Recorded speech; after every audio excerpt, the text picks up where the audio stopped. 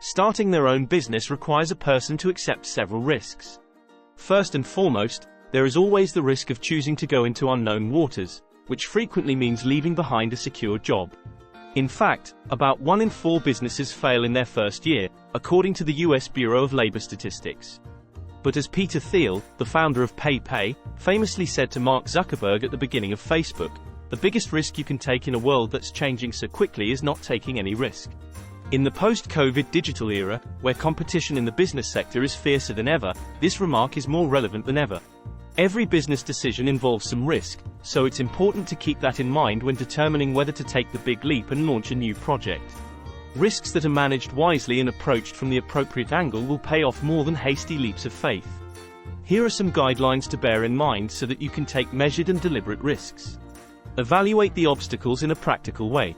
Numerous studies have shown that people typically overestimate danger, because they are afraid, and in other circumstances, this can lead to the opposite effect, where people prefer to underestimate risk. Accurately assessing your current situation in life is the best method to determine whether or not to take calculated risks, specifically when it comes to starting your own business. This kind of thinking can be aided by beginning small and approaching each decision case by case.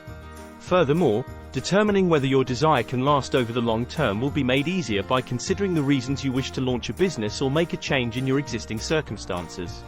Second, assessing the plan's viability or impossibility will depend on how thoroughly you consider the financial ramifications, possible results, and hazards related to your enterprise. Regardless of whether your company specializes in services or products, be sure to identify what sets you apart from possible rivals in the market. This can aid in comprehending the effects of your choices as well. You should also think about the following. What are your long and short-term objectives? Do the risks make sense in the grand scheme of things, and does this make sense personally? To properly perform a risk-reward analysis, a lengthy period of reflection and settling these possibilities are essential. Choosing the correct partners is crucial. The clichés about valuing a team over an individual apply to every business decision. Creating a solid support network with whom you can share ideas is essential to taking calculated risks. It's also critical that the people in your network, whether they be business associates from related industries or a diverse range of entrepreneurs, remain impartial and don't interfere with your own objectives or vision when offering advice. Mitigating future risks becomes a whole lot easier when you have a network of professionals both internally and externally to the organization to leverage for a solution, as the Silicon Valley project management team recently concluded. My business's first foundation is derived from the complementary skill sets that my co-founders and I possess. Steve Jobs and Steve Wozniak are 2 more well-known instances of entrepreneurs whose exceptional abilities are known to have greatly aided one another in creating an enormous brand. A new technological sector emerged as a result of Steve Wozniak's engineering expertise, Steve Jobs' innovative vision for Apple, and their shared love of design. In the end, while sharing a common ethos is important, being able to contribute a variety of strengths will strengthen your courage to take chances in business. Broaden your risk-reward analysis. Also known as the risk-return ratio, the risk-reward ratio indicates the potential return an investor may receive for each dollar they risk on an investment.